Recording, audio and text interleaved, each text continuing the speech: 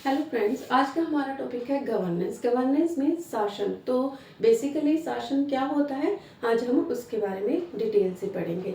शासन क्या है? The system by which an organisation is control and operates and the mechanism by which it and its people are held to accounts.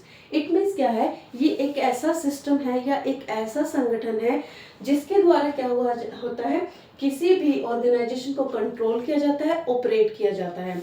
और एक ऐसा mechanism है, एक ऐसा तंत्र है जिसके द्वारा क्या है, ये और इसके जो व्यक्ति होते हैं वो जनता के प्रति क्या होते हैं, उत्तरदायी होते हैं या जवाबदेह होते हैं। यानी कि अगर ये कोई भी कार्य करेंगे तो उसके लिए इन्हें जनता को जवाब देना पड़ेगा। बेसिकली अगर हम छोटा सा एग्जांपल लें कि जितने भी हमारे रूल्स रेगुलेशन या जितने भी नियम बनते हैं या जितनी भी पॉलिसीज बनती हैं वो किसको ध्यान में रखकर बनाई जाती है? आम जनता को ध्यान में रखकर बनाई जाती हैं। अब अगर हम इसके मीनिंग की बात करें कि जो गवर्नेंस है उसका मीनिंग क्या होता है, तो सबसे पहले क्या है, यूनानी भाषा में इसका मीनिंग लिया था। सबसे पहले हमने यूनानी भाषा में गवर्नेंस का मीनिंग देखने को मिलता है। तो यूनानी भाषा में इसका मीनिंग क्या है? कुबेरनाउ। कुबेरनाउ का मतलब क्या है? ऑपरेशंस। ठीक है, तो सबसे पहले ये इंपॉर्टेंट क्वेश्चन बन जाता है कि गवर्नेंस का सबसे पहले प्रयोग कहाँ किया गया था, किस भाषा में किया गया था? तो सबसे पहले इसका प्रयोग यूनानी भाषा में किया था, जिसका मतलब है कुबेरनाउ ऑपरेशंस। मींस इसका सबसे पहले प्रयोग हमने यूनानी भाषा में किया था। फिर उसके बाद प्लेटो ने इसका प्रयोग किया। प्लेटो ने कैसे किया? एक सांकेतिक भाषा में इसका प्रयोग किया।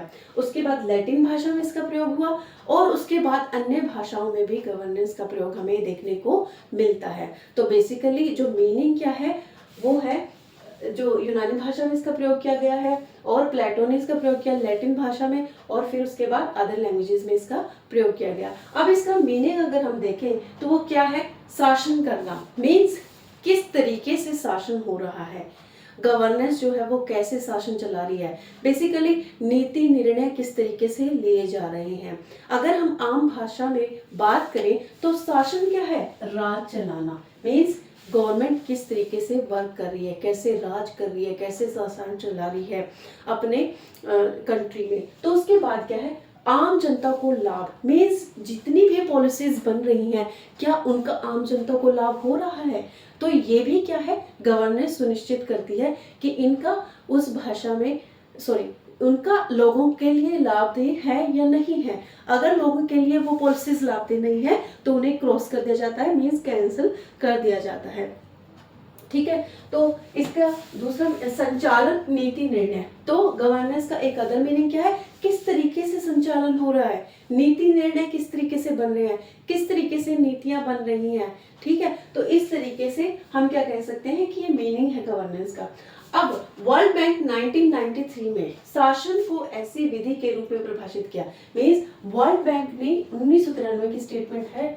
तो ये आपके क्वेश्चन इंपॉर्टेंट भी बनता है कि ये स्टेटमेंट कौन से ईयर की है या किसने दी है। तो ये वर्ल्ड बैंक की स्टेटमेंट है। शासन को ऐसी विधि के रूप में परिभाषित किया उन्होंने जिसके माध्यम से किसी देश के प्रबंधन में राजनीतिक आर्थिक सामाजिक संसाधनों का विकास में उपयोग किया जाता है। मीन्स किस तरीके से राजनीतिक आर्थिक सामाजिक संस्थाओं का विकास हो रहा है, डेवलपमेंट हो रहा है, किस तरीके से उन पॉलिसीज को या विधि को किस तरीके से प्रयोग किया जा रहा है, जिसके द्वारा हम कह सकते हैं कि वर्ल्ड बैंक ने भी क्या है, अपनी एक स्टेटमेंट दी है जिसमें गवर्नेंस के बारे में बताया है। तो अगला जो हमारा क्लास है अभी, तो उसमें हम क्या देखेंगे कि आपका जो शासन है, गवर्नेंस है और एडमिनिस्ट्रेशन है, उसमें क्या डिफरेंसेस हैं।